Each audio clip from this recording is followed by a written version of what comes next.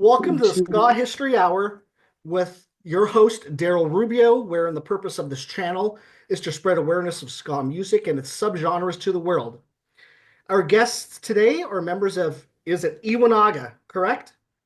There you go. You got it. Yeah. From Fresno, California. We also have Mr. Mitta Goodwin from This Is Ska celebrating his 6th year anniversary with This Is Ska Radio. But Mitta has been around a lot longer than this face. So, guys, we appreciate you taking the time to speak with us to share your stories with the ska community. Please tell us a little bit about yourself and your role in the band, guys. Let's start with you, Andrew. Nick, go ahead. Oh, yeah, I'm Nick. I play. Go what? Oh, you're good, I'm Nick. You're good. All right. I'm Nick. I play bass and started handling all the merch again. So doing that and just pretty much making sure everyone's doing what they need to do. That's right. That's right. right. My name is Andrew. I play guitar and I sing. Also giving credit to Nick. He also does backup vocals every now and then too. So you'll see him on the mic. And that's us. And there's like an army of other guys around too. So they're just not around today. Right on. Now, can you guys, or Andrew, tell us about the formation of the band back in 2008? Yeah, coming out of high school, there was a lot of metalcore bands forming at the high school that I was at, and I really wanted to make a ska band. At that time, Paul Miskelin was one of my teachers. If you guys don't know who Paul Miskelin is, guitar player for Let's Go Bowling. Mm-hmm. And I was like, hey man, show me how to play ska. And he said, I guess. And then after that, I formed my first ska band.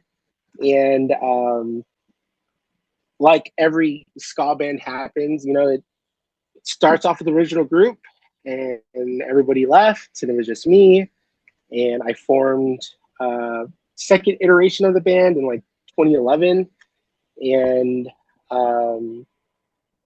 bass player left and Nick hopped on and played bass back then and around 2011 and has stuck since. And again, we're still, getting new members and, losing members. So it's an amoeba being in the ska band. So yeah. So I like to think 2011 was like the official like formation of this Iwanaga ska band. So got it. Now, am I incorrect or am I correct? And I believe I am. Will Melendez played with you guys, right? Yeah, he played with us from Modesto. Yeah. He hopped on about 2012 to about 2015. He hopped on and was playing sax with us. Leo Esparza has been playing trombone with us since about 2011, 2012. And he's still rocking in the band now. I consider him and Nick and I like the big three within this band. So yeah, Wilma Linda's nice guy. Yeah. And do you call him Wilma too? No, I just call him Will. Wilma Lendez. Wilma Mendez. Yeah. Wilma Lendez. Yeah. Him and I share the same birthday, so Will actually played for a little while with the Bracers up here. Yeah. I heard about that. Yeah. Now, I see you guys have at least 3 releases. This Is a Joke in 2013, Donde Está in 2014, and Tune in Tokyo in 2017. Can you please describe your band's sound? Oh, man. Nick, take this one, man. I feel like we always say we're a ska punk band. We are like the heart of it is like we are a ska punk band. And, our influences range from Less Than Jake, Operation Ivy, Mustard Plug. I know Streetlight's a big one for our horn players. And we love a lot of different types of music in this band. but at the heart of it, we play ska punk, and I feel like, you know, that's just our sound is just a mixture of everything that we love coming out through what we do. Fun fact: this last Supernova, Mustard Plug played as well as Les and Jake, and Daryl got a shout out from Les and Jake. Oh, nice. Oh, no way. So did Mida. Sure enough. I think there's video to prove it too. There's video to prove them talking to you and Chris giving me a shout out. Yeah. Oh, snap. That's so sick, dude. We won that contest in 2017 for ScoMicCon. We won a contest and we played at 11:30 a.m., but we still played the same day as Les and Jake. Yeah. Nice. It was amazing. That's all you got ask for. Yeah, we're in the same bill together. Yeah. We were on the same day. Mm-hmm. They just played 12 hours before, you know. Now, this is one thing I've been looking into. The name of the band and how it came about and what it means. You tell me what it means. This is what I've found. It has Japanese origins, meaning strength, stability, and endurance.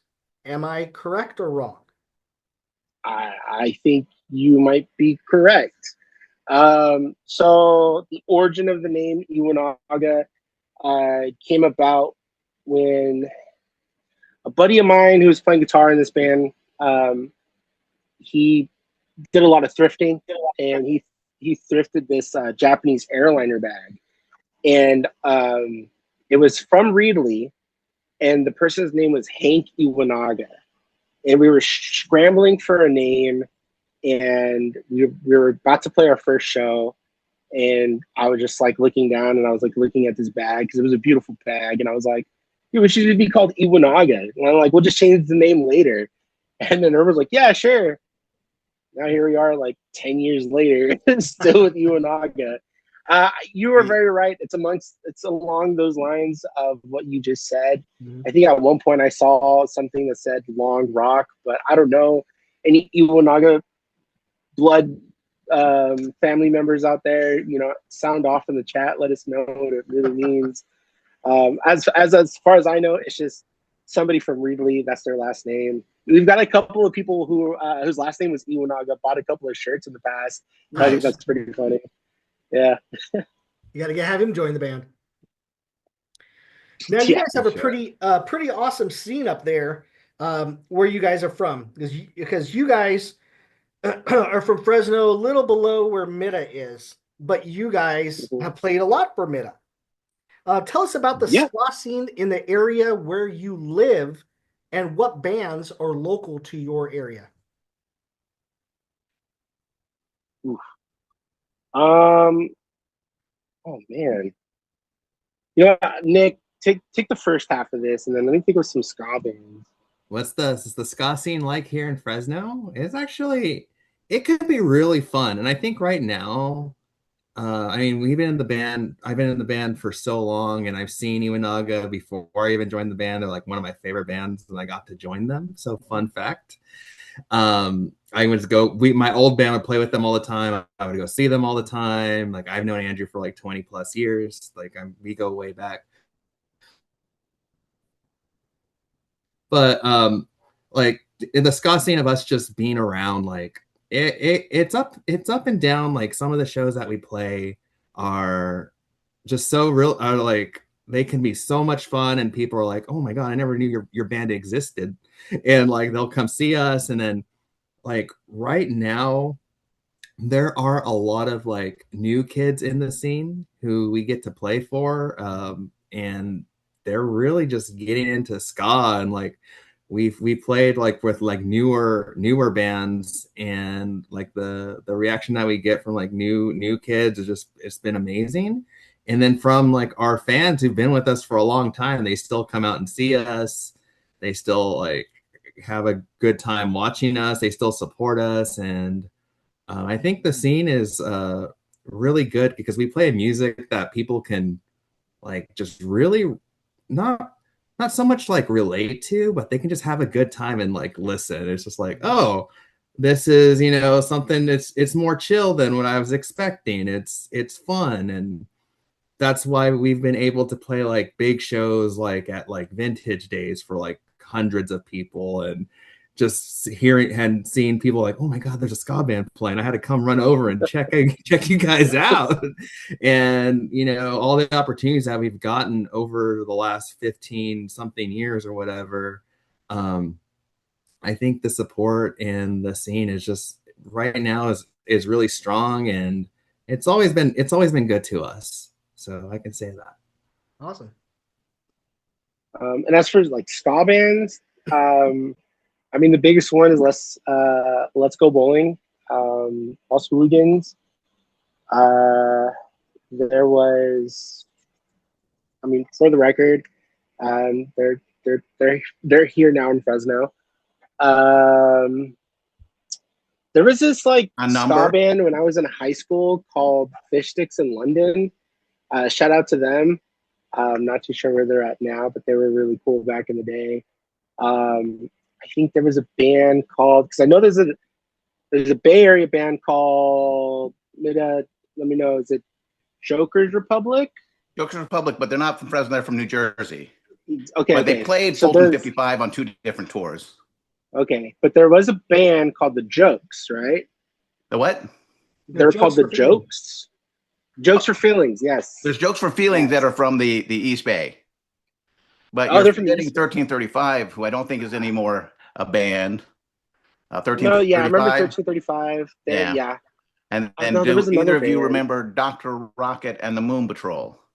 No. They may have been, but you probably both at some point in time interacted with Joshua Teehee. Yes. Yeah.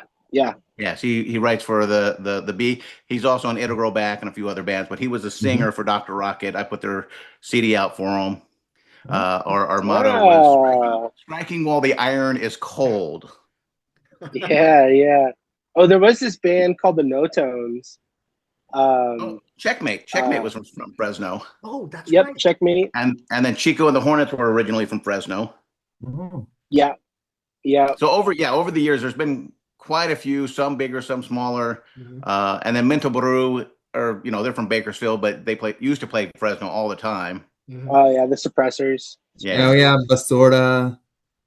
Basura. Oh, Basuda. Yeah, shout out Basuda. Yeah, I hear they're getting a little. Well, one of the members is getting a bad rap. Yeah, but unfortunately, yeah, but that's one of the other bands. I was thinking of other bands, and then we had a short-lived one. Out of Step was our former sax player's other ska band for like a minute. Oh yeah. Oh, and then the Rebelers. Let's throw a shout out to them, which is Glenn and Adam's new ska rocksteady band that they're working on. I've only seen them once. I don't know if they play. I don't think they played again, but they did the Slacker show, opening up for the Bracers and the Slackers. Yeah. Oh, okay, yeah. No, that was Tony Martin's shop, Fulton 55. Yeah. Yeah, there's been a lot of bands here, and I think there was one write-up that we got where it's like, if this was the 90s, Iwanaga would be like the 5th most popular ska band in Fresno. Like, we got that write-up like one time. Yeah, I was like, I'll take 4. Yeah. No, I'm saying number 5 out of 4 bands. Oh yeah. Were the Impalers, weren't they from your area? San Francisco. That was okay. But good not, because Dion Garcia, who used to manage Let's Go Bowling and is originally from Fresno, he was part of Axe Records and put out that, but that was, and I think he played maybe a brief period of time. And I know one of the Let's Go Bowling guys, I think Dave Weens, I think played with him for a minute. But it's Brent from the Rudiments, Lars from Skank and Pickle. I'm blanking on the young lady's name who passed away that was vocals, but they're really good. Yeah, a lot of traditional ska and rocksteady, like in the 90s and then late 90s, was prevalent in that scene. Let's Go Bowling is probably like the fastest ska from around the area. Let's give a shout out to Kaiser, the Khyber Rifles, which was pre Let's Go Bowling. That's right. And Dave Weens was in that band too. Yes. Somebody has their record on the Facebook Marketplace. I scour the Facebook Marketplace for like music equipment. Uh-huh. And then I saw this like ska looking cover, and I was like, Kaiser Rifles, what is this? And then I like looked it up, and yeah, like they're from the Bullard area, and they actually have a video on YouTube doing like some ska covers up in like San Luis Obispo. So yeah, I mean that was really cool to kind of like figure them out, because I've always heard like Let's Go Bowling and Checkmate. Like yeah, that was the incubator for Let's Go Bowling. Mm-hmm. Yeah. Yeah. But then Kaiser Rifles, that's very good, very good. And now Dave from Let's Go Bowling's out in the UK playing with Potato Five. Now let's talk about the artists or bands who are your influence on your sound, music writing, things like that. Oh man, I think it differs for each member. Yeah, Nick, this is going to be a fun one. Like if we're talking about the like my personal influences, my favorite band of all time is the Donnas. Like they are my favorite band of all time. My favorite band of all time is the Donnas, Nirvana, Korn, Green Day, Blink, Less Than Jake, Misfits, Fall Out Boy, Forever Came Calling, Found Glory. That's like my area of like what influences me. The Offspring, my main like influences who've been with me throughout the years. And also in this band, there is a lot of love for black metal too. So like, got to shout out me and Amanda listening to black metal on the way and back from shows all the time.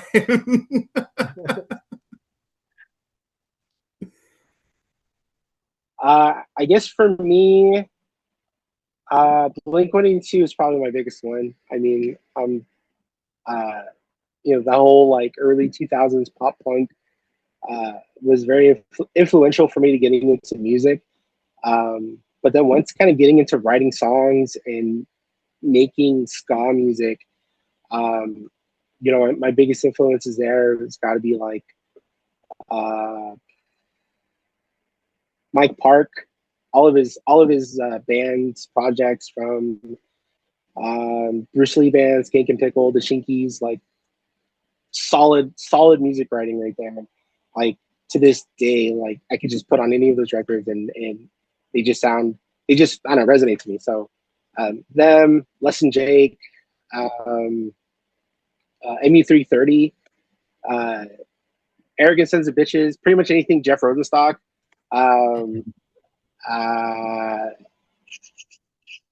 Let's see. Bomb the Music Industry. The list goes on. So yeah, like that's pretty much like my solid framework of like writing songs and getting into the whole ska scene. Rubik Fish and okay, I'll say this: growing up, my parents put me on ska. My dad was really into Voodoo Glow Skulls, so they were like my very first like ska band to ever pierce my ears. And my mom was very into No Doubt. So yeah, so those are, I guess, my child foundation of ska music. So really fun fact: Arrogant Sons of Bitches broke up at a show that I booked them. You're welcome. The very first time I met you, we were at Fulton 55 and we were chilling out back, and I come walking up and you're like, Arrogant Sons of Bitches broke up in one of my shows. You're welcome. Like, you're welcome. I was like, that's such a weird flex, but that's a flex. Like, yeah. Hey, if they didn't break up, there'd be no Bomb the Music Industry. There'd be no Jeff Rosenstock, no Jeff Rosenstock band, No Ska Dreams record. No Ska Dream record. Oh God, that record. So good. I got my fingers crossed for my list of songs for them to play at Supernova this year. They're probably not. That'd be cool. Are you guys going to Supernova? I will be. Yeah. Okay. Nice. For me, my son turns 18 this year, so I can't. And Supernova almost killed Daryl last year. Oh jeez. Well, what was the weather like? Was it hot? Not bad at all. It was better than now. Yeah. I bet. Nice breeze off the ocean, not too windy, except for Josh's set. Junior ska boss, I should say. Yeah, because it was too windy and it kept skipping the needle on his Oh no! Yeah, that totally those sucks, poor man. records. So it happens on what was that, Sunday? Was it Sunday morning or Saturday morning? He was there on Saturday morning. Saturday morning. Yeah, that's right. I remember because I got Sunday. to see him. Sunday was the day that well, Saturday evening, our friend John Castro, who's ska super fan, I guess decided that water was not his friend, so it was just drinking vodka and lemonade all day long. Oh, God. And then so we had to get the skinhead EMT over to help him out at one point. And then the next day, I'm actually watching band. I look back and I see there's an ambulance there. I'm like, oh.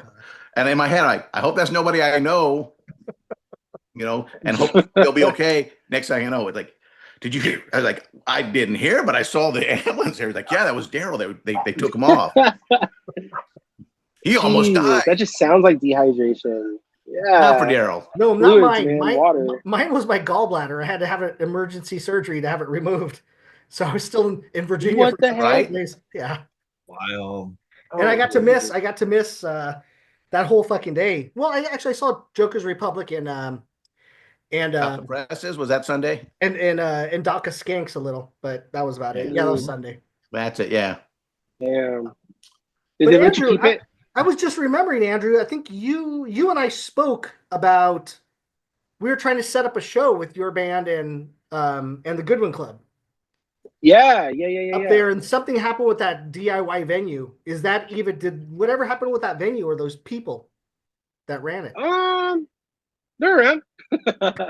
They're around.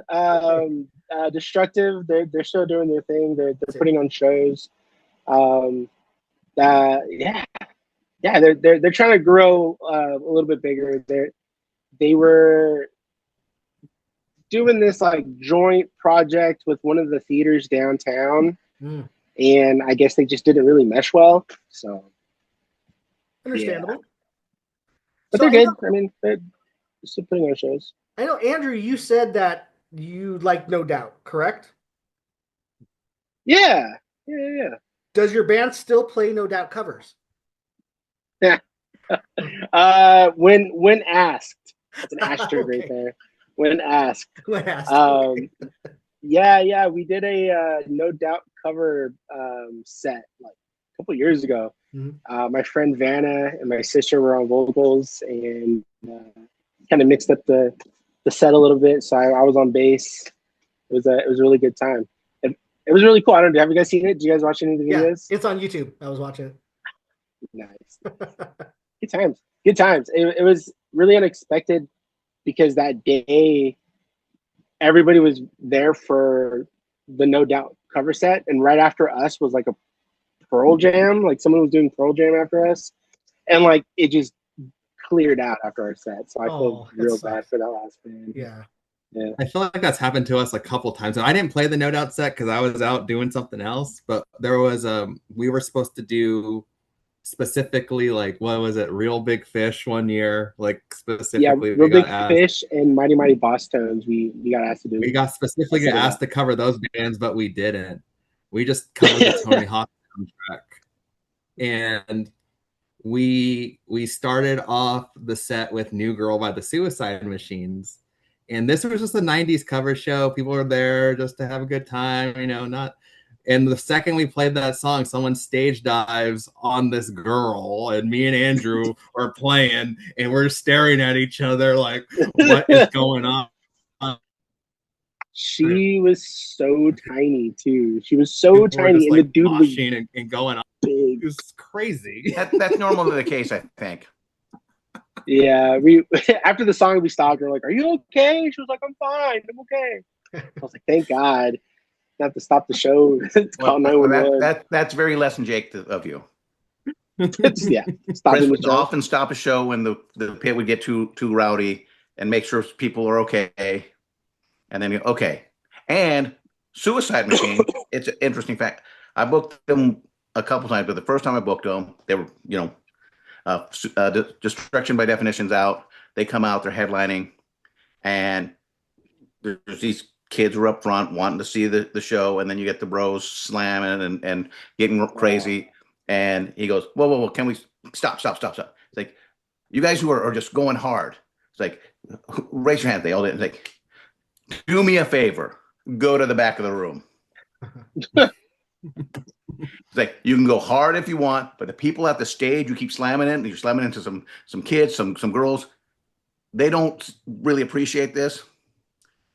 And he goes, I just saw, I think he said Fugazi, like right before this tour, and they were actually giving the money back to people who couldn't behave themselves. We don't want to give anybody their money back because that's how we stay on the road. Could you just go in the back of the room? And people respect it, and they went to the back of the room, and they slammed hard for a little while. I think they slowed them down a bit because they didn't have an audience, but I respected that. This was late 90s, right? Oh, that would have been, yeah. It was the year Destruction came out. Was it 94, 95 that Destruction came out? The Destruction came out in 96. 96? Okay. Because I went to A&M and was hanging out with them recording during that. Okay. That's when they played that show with that I had that night. Nice. They were on that movie Brink. Yes. You remember that movie Brink? Oh God. That was a fun thing about ska for a minute. You had basketball, you had break, you had what was it? The Silverstone one with the Boss Tones. Clueless. So it seemed like, yeah. Quite a few ska bands had cameos. I think those movies go into our teen movies for a minute.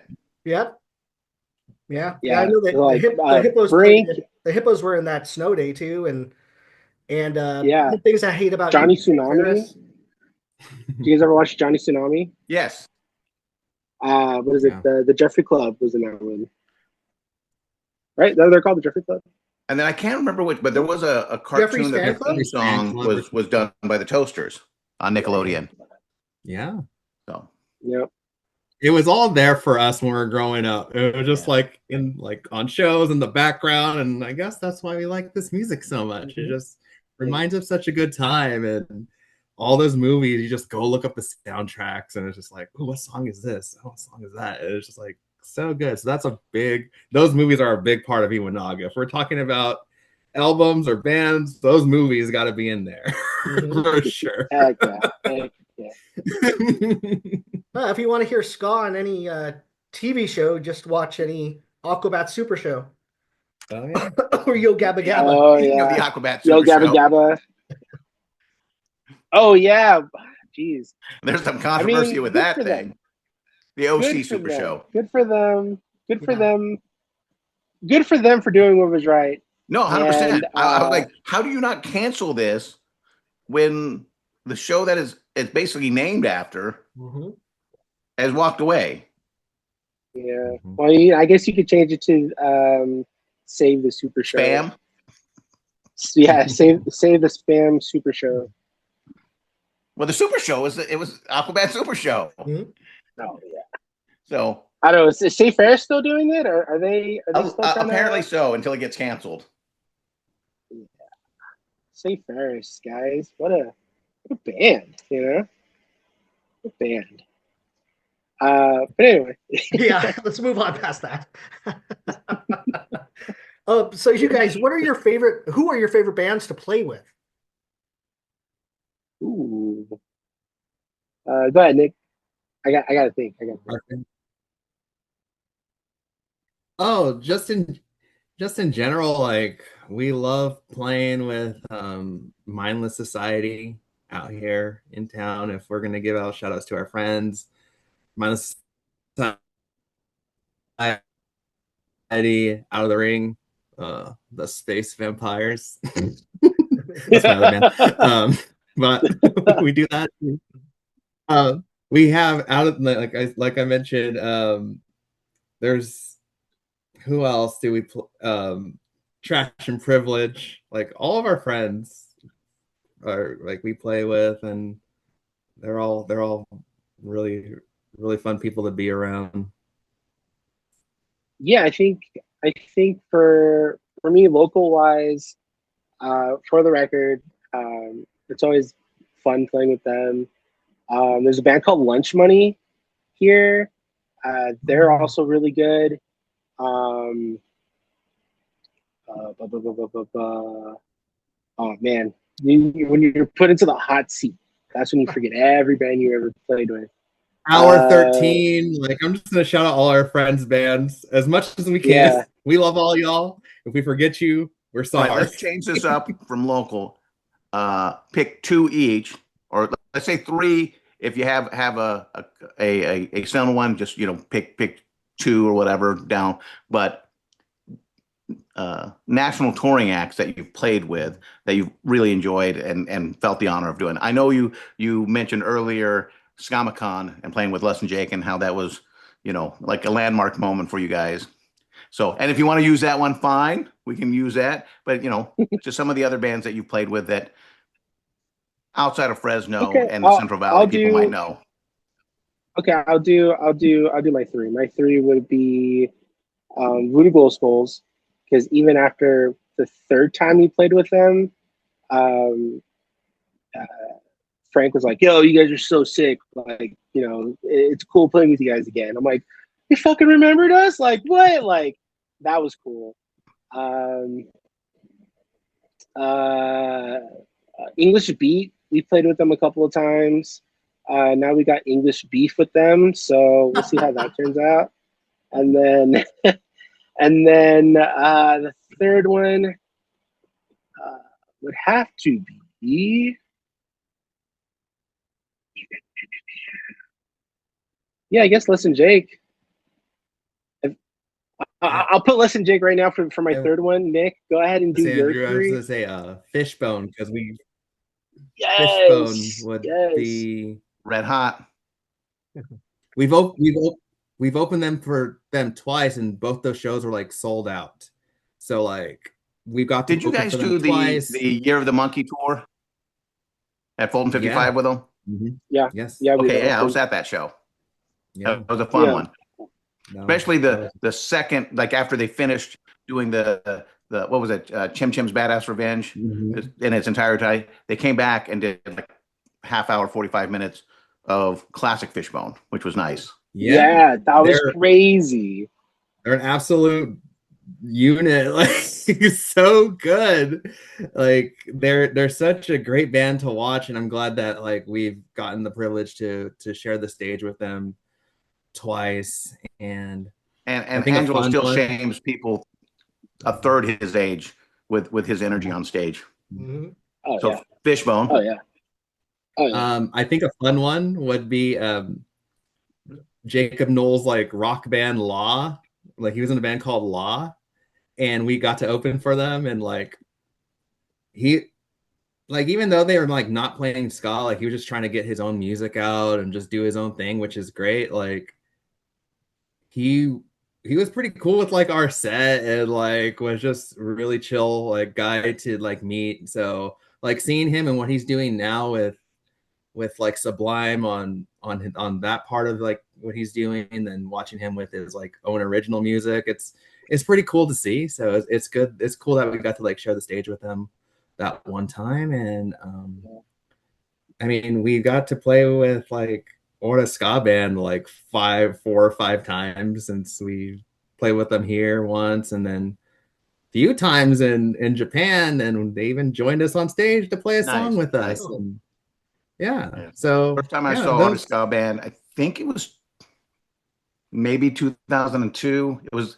their first time doing the Warped Tour, and ended up going to Fresno, seeing when Fresno. Fishbone was on that run as well, and Sacramento, and I think the Bay Area, so like 3 times.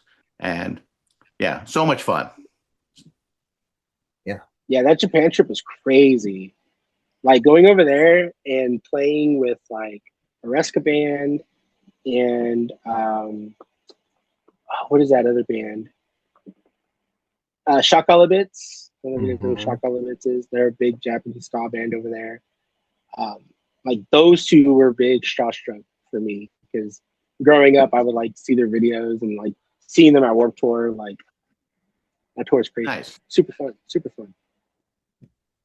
On that Law show, we actually opened up for the lead singer of Everclear that day. Yeah, he did an acoustic set. He was really nice. Him and I shared a vegetable tray in the green room. Nice. Yeah. Just you two. No one else. Yeah. Well, let's go from Warped Tour to the Central Valley Ska Festival. This is the third annual. Let's go ahead and talk about that, Mida, because this is your baby that you do every year. We got to. So yeah, third year going. First year we did it at Five Eye Brewing, which is unfortunately no longer there in Ceres, California. Then the second one was up in Lodi. I can't remember the name of the venue there, but cool little spot. And this one will be at the Queen Bean Coffee House, and great spot. It's, you know, they have a nice little backyard kind of set up, kind of the Muzak vibe. You know, there's tables and chairs out there, a deck that is also the stage. They have a little back shack that they sell drinks at, but you know, coffee and food inside. So cool spot. Been around. Deb Martinez opened it, I think 30 something years ago originally, and then a couple, Sam and Ruhi, bought it. They renovated a lot. The deck out back they weren't using it for the last few years because it was just rotting into the ground. So they spent money, cleaned it up, and it's a cool spot. You can see video footage from there when the prize fighters came through. But the lineup now, as of now, we have you guys, Answer My Eyes Johnson from Chico, Lestistics from Sacramento, who have actually been in the studio recording some new songs, and I believe it's their second album is now on vinyl.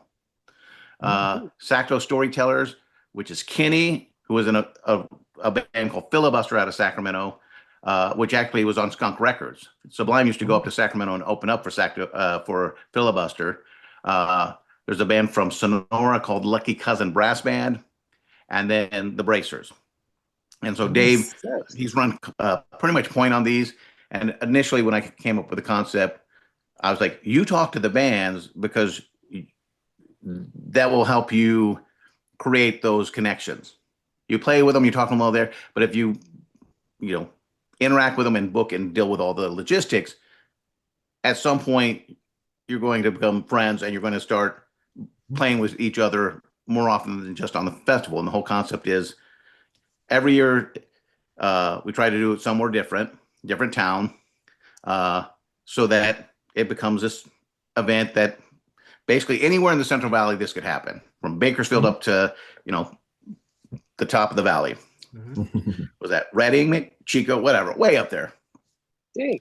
But as I said, DJ wise, DJ Norbert Ricks from the Bay Area, Selector Scream and Junior Ska Boss, who will be bringing it back, Viva Ska Radio. But Josh also does the Viva Ska Vegas concerts in Vegas and the punk rock barbecues. And then I will be performing as well under the pseudonym of DJ M80. And that's April 18th, the day before, or 2 days. Originally, the first one was 420, and it was 419, so it's going backwards now. But, should be a great show. Very excited to see everybody again. Several of the bands, a few new ones this year, but several of them have played, over the years. And so it's always great. I think this Lestistics second time, Sacto Story played last time and this time, Answer My Eyes Johnson, and I think the Bracers have played all three of them. So it's become a fun event, and I think as long as it just keeps going, it could become a great networking tool for all the bands, so that you need a show in Chico, you have a contact now. Sacramento, they have, so that's the whole point, was like bring up the Central Valley together. We don't have any, Fresno does stuff, and seems like every 8 to 10 years, Fresno's hot and Sacramento, and then it's like, oh, now it's Modesto and Stockton or whatever, but it goes in sequence, or Modesto and Redding are real hot for ska. So why not? It's like, let's bring it all together, and hopefully at some point there will be one in Bakersfield. There will be one in uh, uh, what is it? What is it? Kingsburg. Kingsburg. That's a small town. I'm talking to the University of Merced about doing something there. Nice. So hopefully at some point we'll do it there, and they'll have a budget so we can do whatever we want. And the guy who runs one of the I think it's the media department is an old ska head from San Diego or from Anaheim. So he'll probably he's been to a few of them. So that's kind of the incubator, and the incubus is just making an incubator for the ska bands that are here. It's like I get people, hey, what about Monkey? Curtis used to Monkey. It was like, you're in San Jose, you have a scene. And if San Jose's not popping, you can easily play Santa Cruz or San Francisco. It's like the bands here need that network. Yeah, and it's good. It's good to build that community. Yes. That's what I like. We're all coming together, and like, we all get to hang out for a day. So Central Valley Ska Fest last year was so much fun. We got to headline that last year, and it was like my favorite set I played all year. Like, I'm just not saying that. Like, that was like, we were just like, okay, we're ready to go. Sometimes playing last could feel like, oh no, what, like, I hope people like still stay and watch. And like, we just got on stage, we set up really quick, and we just rocked it, and it was amazing. It was like, that was my favorite show that we played last year. And that's the other part of it, is ending it around 10 o'clock. Yeah. That's part of it. It's like, let's end it early-ish. So one, if you are from further out of town, you're not getting home at 4 a.m. And two, people are willing to stay until 10. Yes. Yeah. So I mean, it's that 10 o'clock, even if, because none of the bands are huge. We don't have we're not getting Let's Go Bowling on it. We're not getting a Filibuster Reunion or Punch the Clown or something. That was a band that was notable. Or no Sandwich Mafia. But it's been fun just to have the bands come in. They're all supporting each other, and usually throughout the day there's a pretty steady crowd.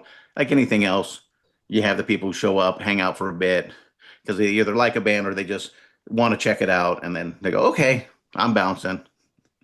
Yeah. So April 18th, right? April 18th, and it starts at 3 o'clock until 10. Now, with 6 bands, these bands get what, about an hour? 45-minute sets. 45-minute sets? Yeah. Very Which nice. honestly, I think is a nice amount of time. All the bands have been around for a little while. All of them are pre-pandemic for sure. But with 45 minutes, people aren't getting bored. If they don't know you, it's enough to get them to go, oh. And a lot of bands, even doing a support slot, that's going to be 45 minutes. Mm-hmm. Yeah. Yeah, that's kind of unheard of for a festival. I mean, Warp only gives you 30. True. Very true. So it's $20 in advance, 30 at the door. $20. Where do you go to get the tickets, Mida? Eventbrite, and if you just go Eventbrite and you put Central Valley Ska Festival or CVSF3, it should pop up. I'll be working the door, and don't tell Dave, but somebody comes up and there's a group of 3 or 4 people. I'm working deals. The whole point is getting people in there to watch the bands. And there's some sponsorship from the Modesto View and the MAMs, right? Yes. So the nice thing about MAM, they're helping a little bit of financial, so paying for flyers and such. And the president of Modesto Artist Movement, him and his wife own the cafe, so it's nice to do that. But I was like, hey, you can do this, but why don't we, can we do like $250 in credit at the cafe for drinks? And that would be like coffee or beer, or coffee drinks or beer drinks, I think. I still got to figure out. But it was like, hey, let's get something, get a bunch of drink tickets so we can give them all the bands, and then they get those and they do it. And then after that. You'll get paid for it through through the nonprofit. So we're supporting you on that way. But he's like, yeah, we could do that. I'm like, all right, perfect. I was trying to get one of the local grocery chains. Do you have Save Mart in the Fresno? Yeah, we do. So I hopefully, I mean, it didn't happen this year. Didn't get here back, but maybe next year. They've done other events, so like the Porch Fest in town. They give I think $50 gift cards to every band as part of their sponsorship. Cool. And I'm like, dude, if we can get $50 for every band, you know, we're all in the Central Valley, and that's their core for Save Mart. You know, Lucky's, which would be down your way. Save Mart owned Lucky's at one time. I don't think they do anymore, Daryl. But you know, it's like Vons. Vons was in Southern California, right? It still is, but Lucky's is gone. Yeah, Lucky's and Vons, I think, were all owned under the Super, Superstore umbrella or whatever for a while. But Save Mart was originally, the first one was in Modesto, and then they got pretty big. And so I'm hoping next year that every band will walk away with, $50 in, food or whatever they want to spend their money on. You want to buy $50 of water and just have water for it? Great, So we'll see how that works out. It's just working those to make it a little bit, a little nicer at the end of the day. Yeah, exactly. Well, appreciate that, letting us know about the Central Valley Ska Fest. I'll be heading up there too, so I'll see you guys up there. Iwanaga, Andrew and Nick, what challenges have you guys faced faced during your time as a band? Just the losing members, mainly drummers every other year. Final Tap. That's always a big one. And I think some some challenges, like some of course always in a band, some years are better than others, or some years where we're getting a lot of shows, a lot of offers, and then other years are just work better. Yeah, I got to agree. People join bands and then they grow and they go somewhere and do something great, and so it's until you can find a member who can click and wants to continue to form. I think that's the biggest barrier. It's just for ska bands in general. It's just finding a person who wants to continue this journey with you for as long as you guys can take it. But when it comes to booking shows and meeting new people, I think that just comes naturally in an organic way. And you take your shows when you can, and in your downtime, you just try to write as much as you can. Yeah. Where do you guys practice? Right here. Oh, right there. Okay. It's in my house. Yeah, it's in my house. We practice in my garage. Is it soundproof? Which is good because no, but it's funny because next door, there's a band called Mantis Watch. They play next door, and then so this whole neighborhood's kind of used to loud music, so they really don't care. So I guess that's lucky that we live in this neighborhood. Yeah. Yeah. Before we were playing, at this place called The Cave. There was this guy and his son that were running this practice space, and it was like 3 or 4 different rooms that you could rent out, and it was cool, but it was just they got to eat, so you had to pay them a pretty penny. So yeah, tell us they're about nice guys. Nice guys. Oh, I'm sorry. Go ahead. No, that was just nice guys. Okay. So I just want to know about the band's songwriting process. Who sings what? Who writes what? Horn parts, lyrics, all of that. Yeah. So for my view of this band, it's before it was I would write the music, I would write the guitar part, and I would write the lyrics. And that's how it's kind of always been for a hot minute. And we workshop it, of course. Like Leo and Nick would come and sit in, and they'll workshop a song with me after I've kind of shown them, like, the base of what I wanted to sound like. And then when it comes to like making a bass part, I let every individual member come up with their part. I think that's the appeal about being in a band, right? You want to create, and you want to, show what you can do. So Nick will make his own bass part. The drummer will come up and make up their own drum spots and parts. Leo and Peter, they'll get together and they'll come up with like a horn melody, and Amanda will come in and figure out something on the piano. So we're all coming together, figuring out the song, what makes it sound good, and then put it out there to the world. And because I don't know, I've been in bands where somebody's like, okay, I want it to sound like this, and the bass needs to sound like this, and the drums need to sound like this, and I'm like, but where's your creativity in that? And that's what I like to bring in this band is show up, bring something to the table, have that creative moment, and if it sounds good, we'll keep it. If it feels like we need to workshop it to make it kind of fit, we'll workshop something. So I think that's my takeaway. Nick? Yeah, sometimes like I'll just be playing bass and Andrew, I wrote this song. Pretty much wrote like a whole song. We should try it out. And if it works out, it works out. And you can tell when they're my songs, there's so much bass in it. I'm like, this is my part. I'm starting it, I'm ending it. But overall, like, we all come with our ideas, and we put it together. And I think we've gotten even better at saying like, okay, maybe not this song's working out, let's focus on something else, and we'll come up with something better. And I feel like we've gotten way better at that, with us realizing like, oh, it's okay not to like force every song.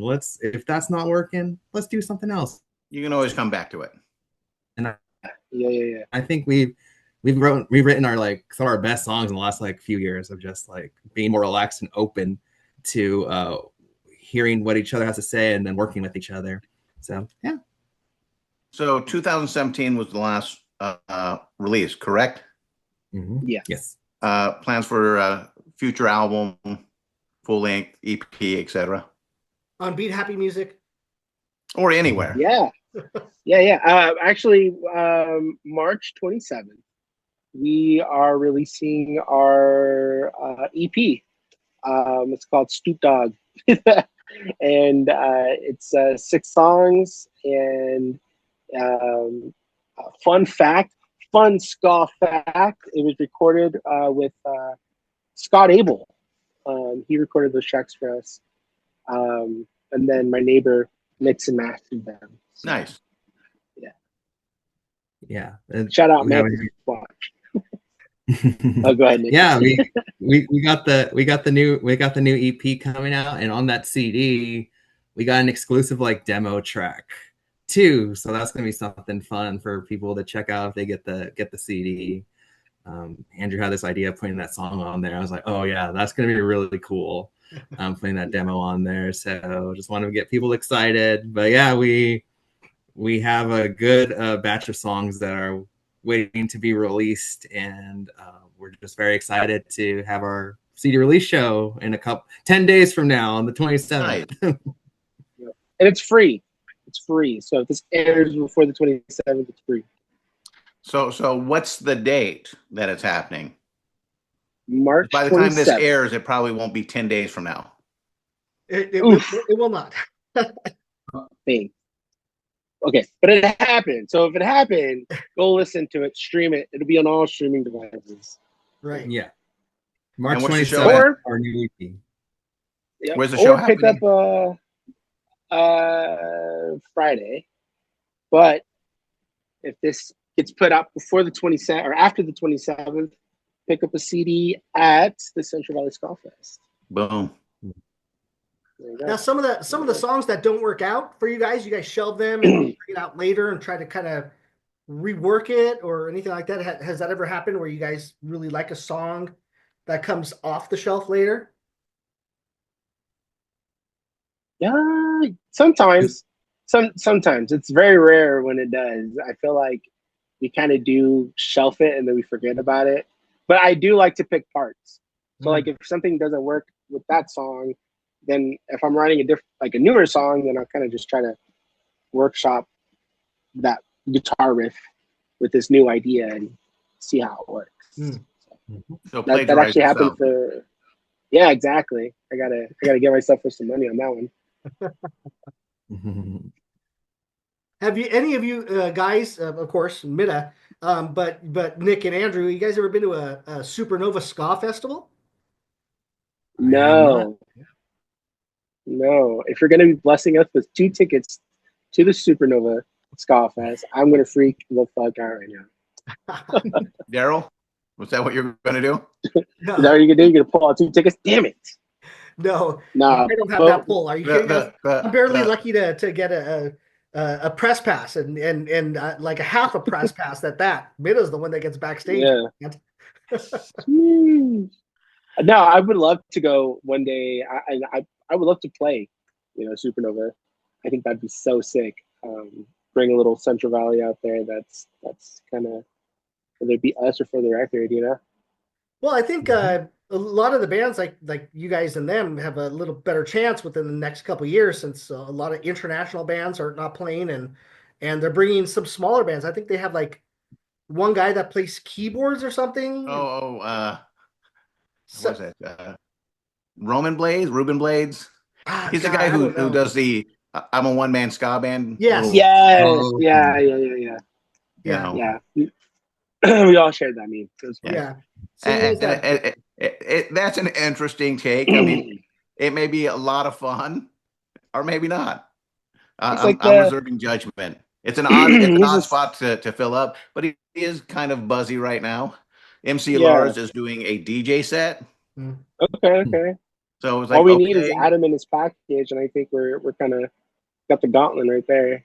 Yeah. The I think as Daryl was saying, it's like last year, just unfortunately, visas were it was a cluster.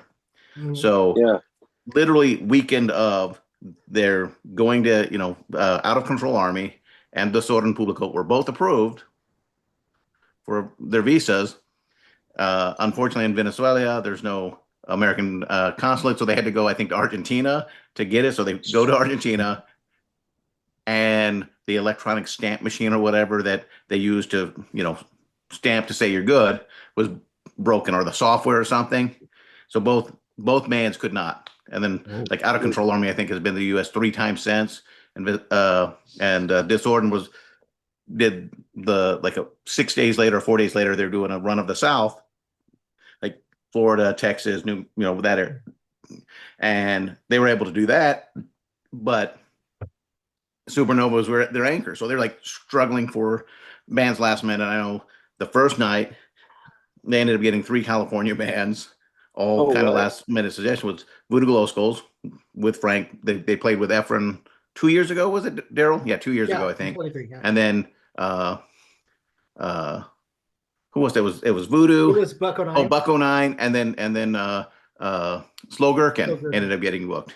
So it's like solid bands, all 3 of them. But it was one of those things where that wasn't the plan, and Killer Diller ended up replacing somebody. Doom Stomper ended up replacing somebody. So there was a bunch of bands just being Joker's Republic, So there was all these bands just filling in, and I think Chuck Wren did an extra set, and Chris Murray did a second set where he was backed by a band and had, I think, members of the Cables and a few different guys joining him on stage. It was really cool, but there are bands that I was really looking forward to Out of Control Army because they were going to have a 30-piece backing horn section. Oh, damn. Jesus. And then I'm a big fan of Lollipop Lori. Oh, yes. I was really looking forward to seeing Los Fastidios from Italy and the Rockers Reunion. None of that happened. And the Magnetics from Italy. But, at the it was cool, the pre-party Keep Flying, which was members of Survey Says back in the day, Survey Says, and then Shout out I voted Henry. for Kodos performed. So that was kind of cool seeing those guys because I used to book them back in the day. Yeah. Right. Dude, shout out Keep Flying. They're solid dudes. They played good Fresno guys, not too long ago. Yeah, they keep pushing forward. Yeah. Always a good time to see Rick, the trombone player. Yeah, Really yeah. nice guy. Speaking of 30 freaking horn players, I remember starting Iwanaga. We're creating originals. I think as every ska band does, we do some covers. We were doing Monkey Man, a Monkey Man cover from Specials, and every time we would be playing with the ska band that was touring through Fresno, we would tell them like, "Hey, we're gonna play Monkey Man. Do you just want to like Hop play? on. Just hop on." And I think we did one of the. I think Nick booked like Summer of Ska Fest or Ska's Not Dead, and we literally had every member's like horn player like cram onto the stage to play Monkey Man, and Nice. all of them got a solo. That was like a 30-minute song. It was great.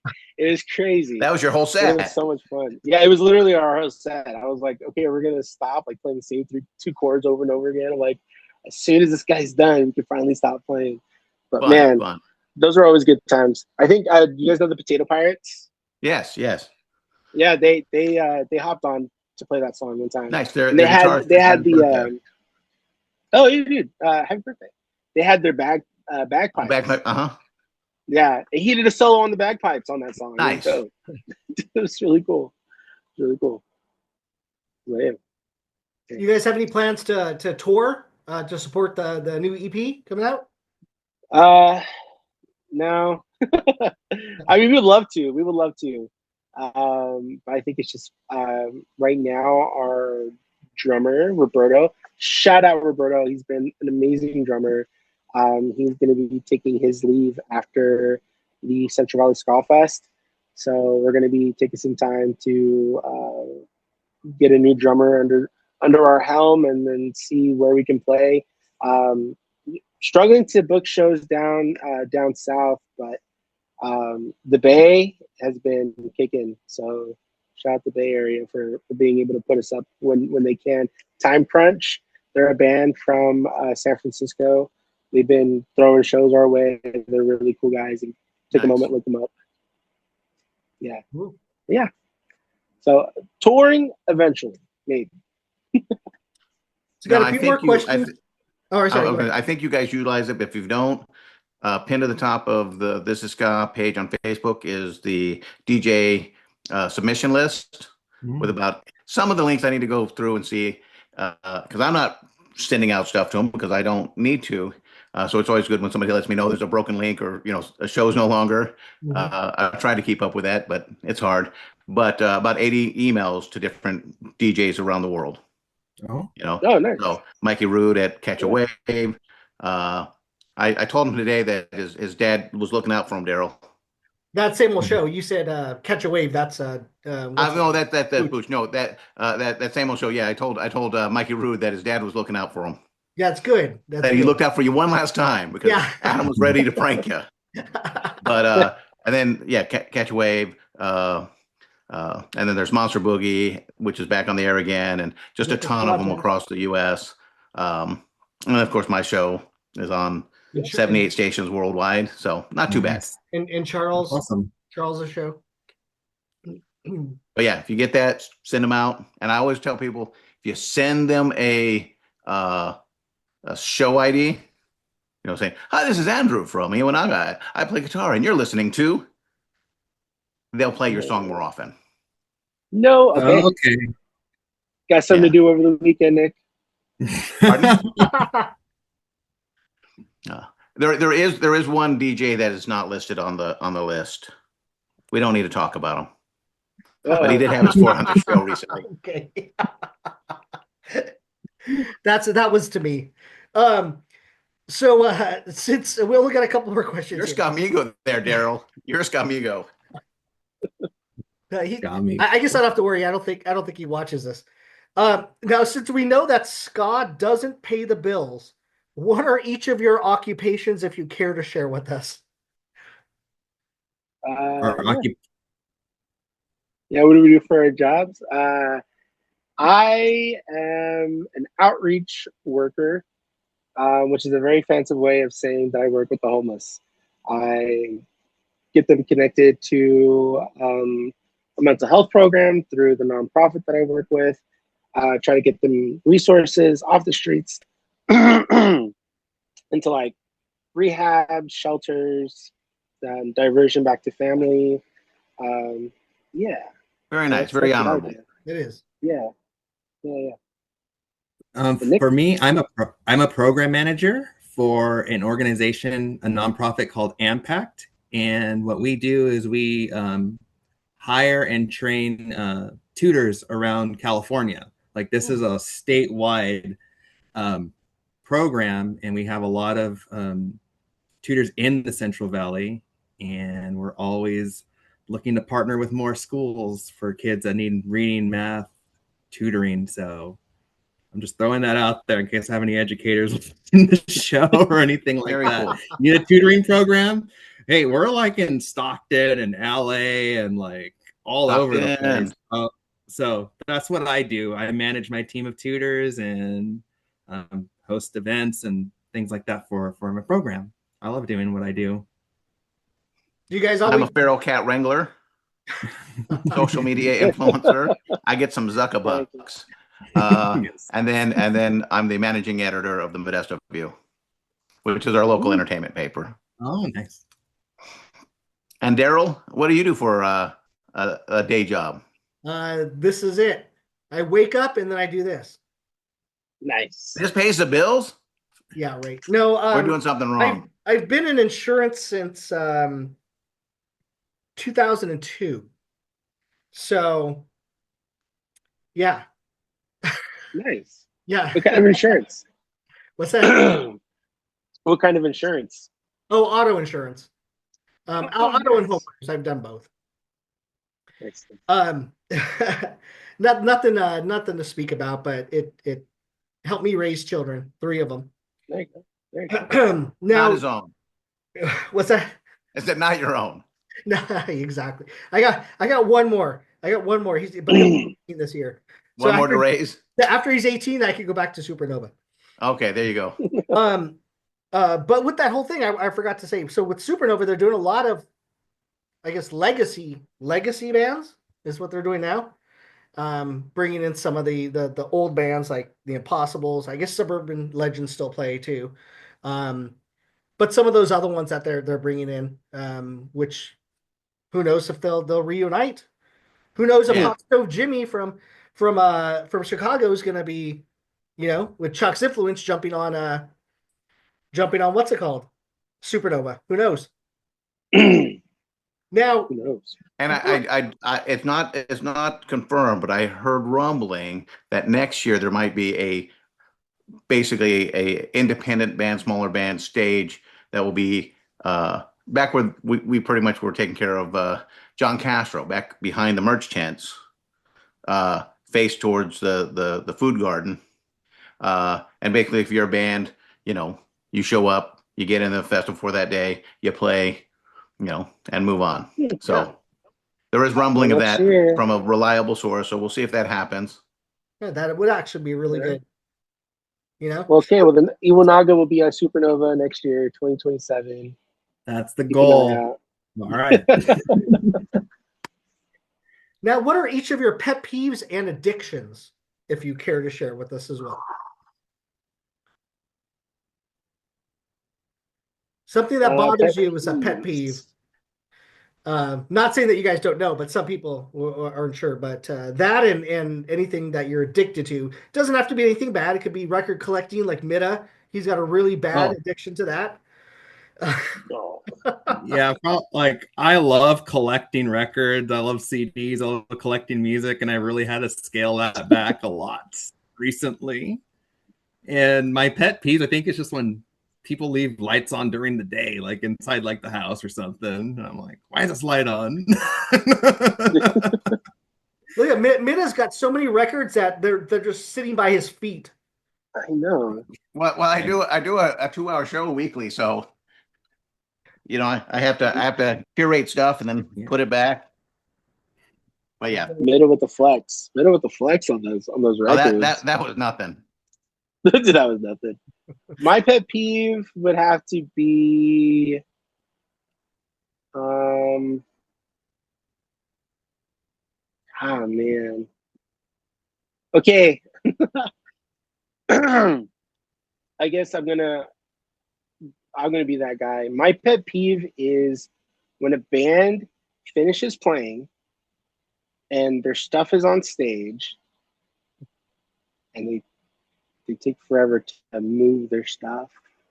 And they're talking with their homies, and they're taking pictures with their friends and family. And they're the opening band.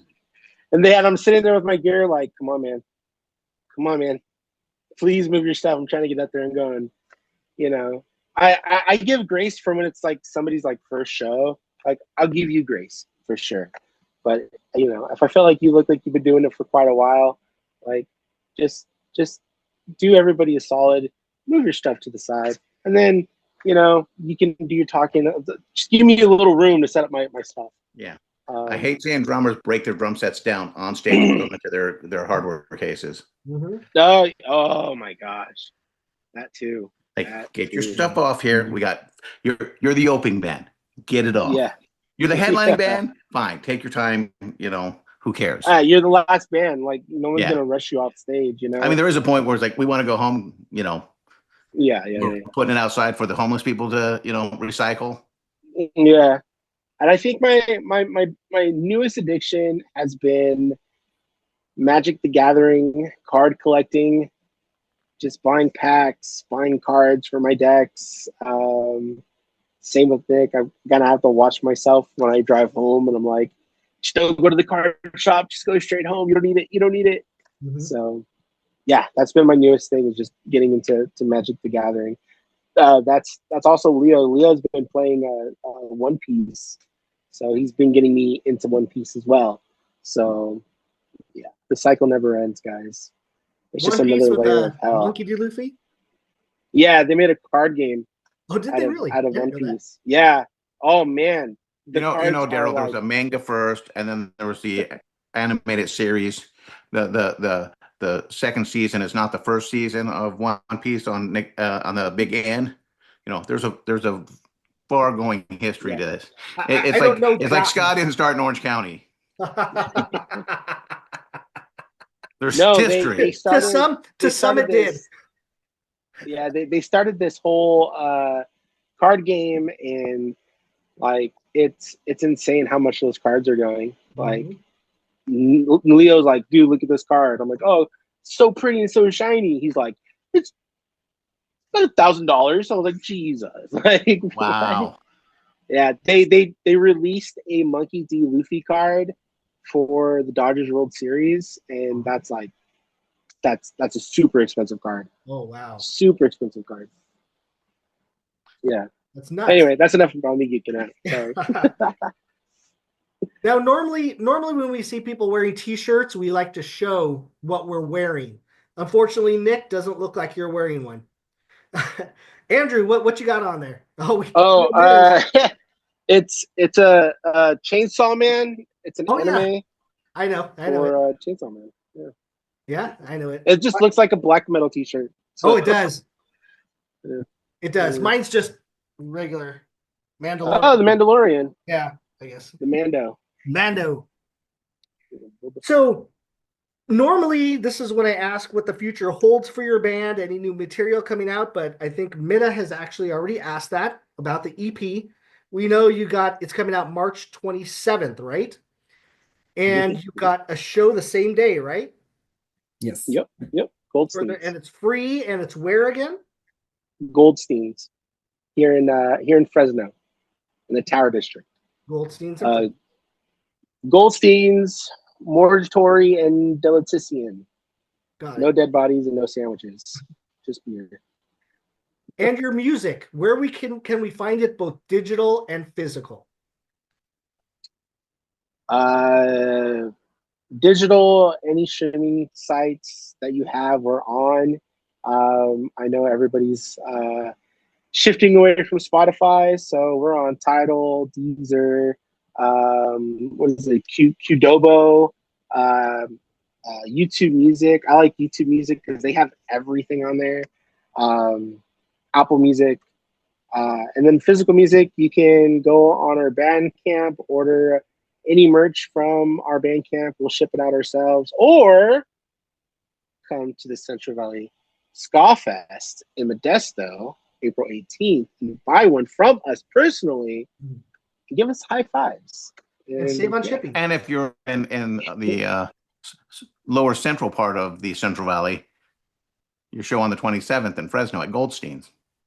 That is very true. Or Roll if you on see us out. on the streets. See us on the streets. Yeah. And we have new shirts coming out and stuff. So we got some new designs finally, and we got our keyboard player. We got a skate deck. Oh, we have hand-drawn cards. We have a little button sticker pack. So we got a whole lot going on. So you should come check out our merch. It's again on Bandcamp or at a show. You guys should shout out to Amanda. Shout out to Amanda, our keyboard player. She's done all of our art stuff, all of our designs. So she's been rocking it. Yeah. You should put a T-shirt with that guy, the Iwanaga guy, where you got the thing from. What was it, Henry Iwanaga? yeah, Hank Iwanaga. Hank. Yeah, I've tried finding him. You know, a little like online Google search, but nah. Can't find him. No. So Daryl, you never get this asked, but you know, what is in the world of Sip Dog, Daryl Rubio, Ska History Hour? What's in your atmosphere? Doing this thing for at least a little bit. You already know the idea that I have for something that may or may not come to fruition. That, and I actually want to. I've been wanting to do this for a while. Is release vinyl for older obscure bands that only had CDs out, mainly bands in like the 90s that I loved that unfortunately didn't have vinyl releases or maybe any type of release. Because back, when Mid and I first, going back to the 90s, it was basically just CDs. And records weren't really cool back then. Everyone was doing CDs or cassette tapes, things like that. Now vinyl's the whole thing, and there's a lot of bands that never had a chance to do that. So maybe something like that. I really don't know. Right now, I'm just really trying to concentrate on family, and my work's changed a lot within the last few months. So I'm trying to do that. But basically just this, and stay in the ska community any way I can. Don't think I'll be doing shows anytime lately. So there won't. I don't think there's going to be a Rude Girl Riot part 2. Take a year off at least. At least. I just couldn't do it. It killed me last year. And I lost a shitload of money, so I'm still trying to recover from that. So that's free is fine. Yeah, definitely. And somewhere in the near future, before Supernova, I was hoping to have it out before Central Valley, but I'll be putting out a 4 CD international ska comp. Ooh. It was only going to be a single, cool. and then a double, then a triple. And then, when you get people like Jeff Baker from Stubborn All Stars throwing tracks at you, and the Porkers, Mustard Plug, you're like, okay, I'll take them. Yeah. So you're doing a 4 CD. Oh, that's exciting. It's going to end up being 4 CDs, I think. Yeah. Yeah, like Chuck did with the Still Standing thing. Pardon? Like Chuck did, kind of, but different. Yeah, that was all U.S. ska bands.